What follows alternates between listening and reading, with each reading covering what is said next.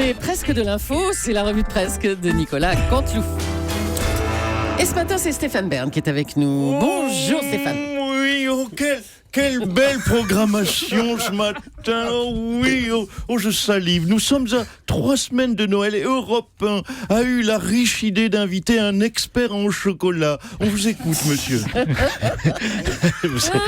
Vous êtes gentil.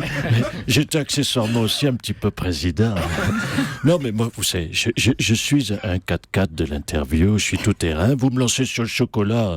Je peux vous parler de chocolat. Donc, je crois qu'il faut franchement arrêter dans ces périodes difficiles d'accabler les gens, de les culpabiliser quand ils mangent du chocolat. Je crois que le chocolat...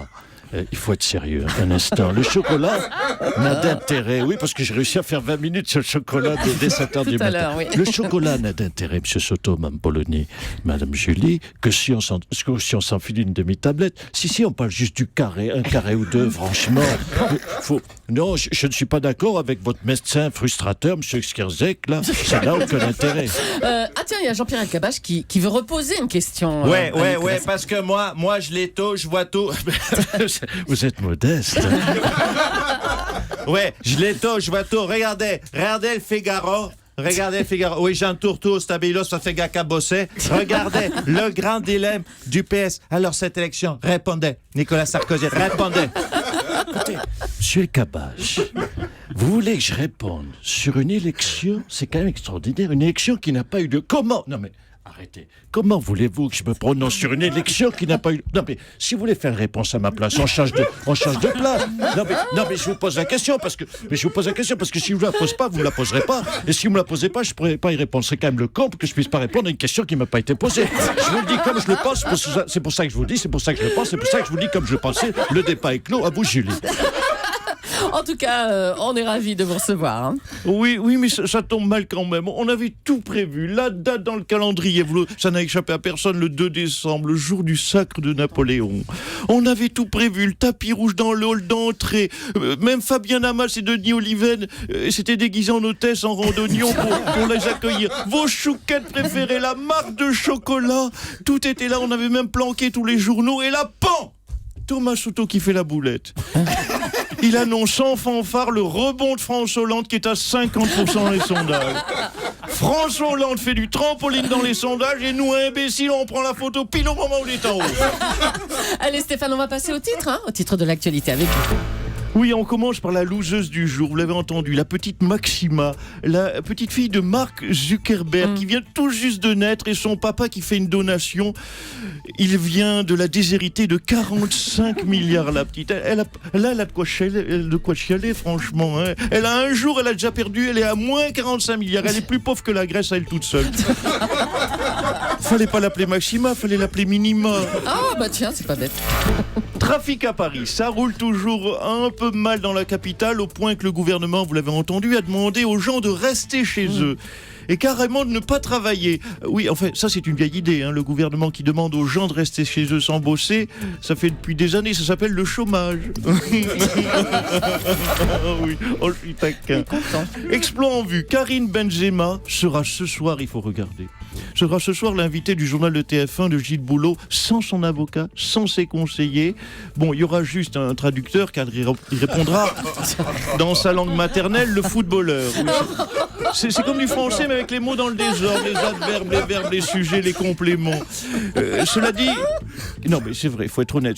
Karim Benzema qui répond à une interview de fond, c'est un peu comme quand Jean Dormesson tente une bicyclette, un retourné acrobatique ou une panenka. On sent tout de suite qu'il n'est pas dans son élément.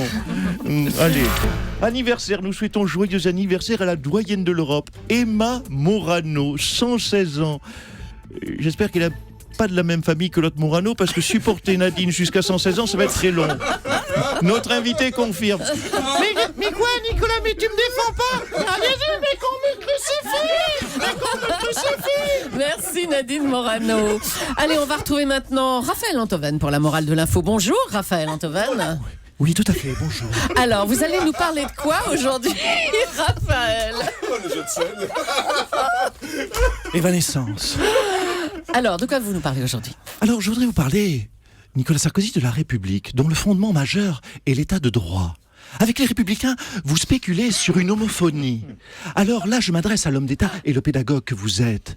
Est-ce à dire que cette homophonie, pardonnez-moi, est au service de la République? Au contraire, le concept même de République ne se sert-elle pas de cette ambiguïté homophonique? Monsieur Sarkozy.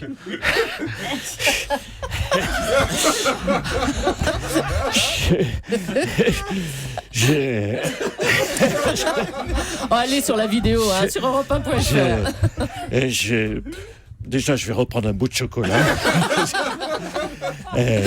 Bon, déjà, homophone, pédagogue, on se calme un petit peu sur les insultes. Non, cela dit, la question, cher Raphaël, a le mérite d'être posée, d'être longue, d'être imbitable aussi. Mais quand vous posez cette question, ce que je note tout de suite, c'est que la réponse est dans la question. Et je dois dire que ça m'arrange parce que j'avais pas la réponse. Bon, une autre question peut-être, Raphaël. Oui, tiens, je vais me prêter un quiz, si vous voulez bien, Monsieur le Président. Nous allons faire un petit jeu. Je vais vous citer un de vos auteurs préférés. Et vous allez me dire qui est-il. J'y vais. Je cite. Elle avait des océans au fond des yeux. Elle disait que l'amour, c'est toute une vie à deux. À toutes les filles que j'ai aimées avant, qui sont devenues femmes à présent. Alors, qui est-ce? Barbelivien. Il est trop fort, hein. Oh, salaud. C'est la chute, hein, n'empêche. C'était la chute, non, je savais que c'était pas du Tocqueville. Mais c'est vrai. Donc, comme j'en connais que deux en littérature, j'ai pas besoin de prendre le 50-50. C'est Barbelivien. Bravo, c'est bien ça. Bien joué. Une petite remarque, Thomas Soto, peut-être? Oui, je voulais dire qu'on lui avait pas dit avant. Il est fort. Ça s'est passé comme ça ce matin. C'était tout à fait ça ce matin. Il est l'homme du jour. Merci, c'est gentil. Ah non, je voulais annoncer François Hollande. Là. On devait changer de voix, là. Bien sûr, allez-y. Ah, bon. Bonjour, Monsieur le Président. Oui, bonjour à tous, bonjour au président Sarkozy. Alors, vos sondages sont exceptionnels, hein, on l'a souligné, Monsieur Hollande. Écoutez, vous êtes gentil de le rappeler, aimable en tout cas. Pardonnez-moi, c'est l'émission dont l'invité est le président Sarkozy. Je ne voudrais pas m'imposer. Je passais juste, car j'ai rendez-vous ensuite avec le président Barack Obama, avec la chancelière Angela Merkel, pour sauver, la planète, avant d'aller vaincre Daesh avec Vladimir. Vladimir Poutine, pardon, nous sommes très proches, donc je l'appelle Vladimir.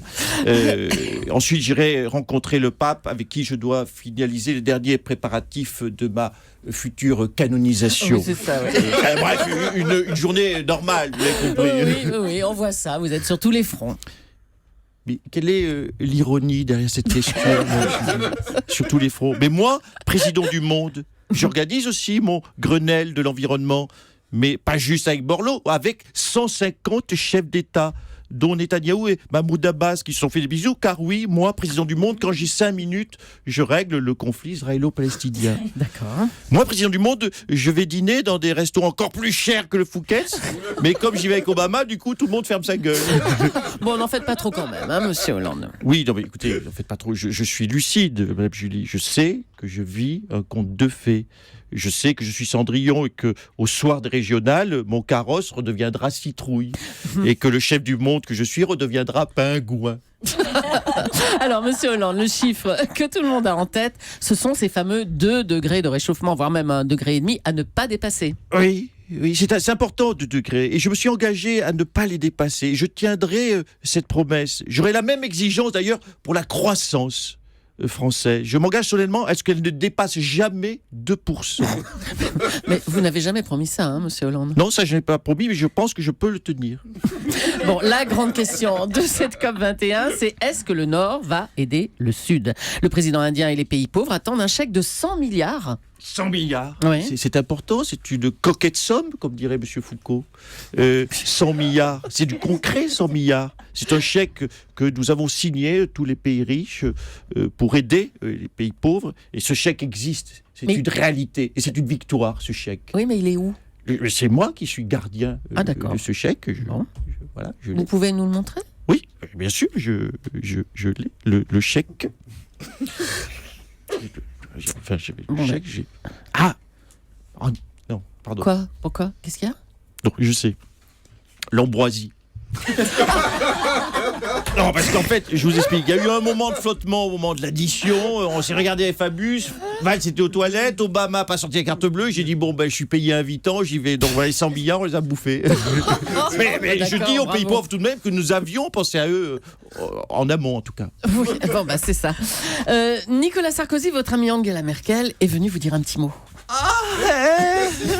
Oui, je suis son ami, pas sa copine.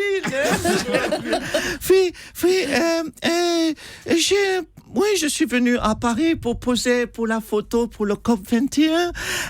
Oui, c'est ça. Et ensuite, je suis reparti. Mais ça, être président aujourd'hui, on arrive, on pose la photo, on sourit, on repart. C'est un métier de top modèle. Si on m'avait dit qu'un jour je serais top modèle. Vous teniez à être présente à Paris, Madame Merkel. Oui, pour l'écologie, mais aussi pour soutenir la ville de Paris.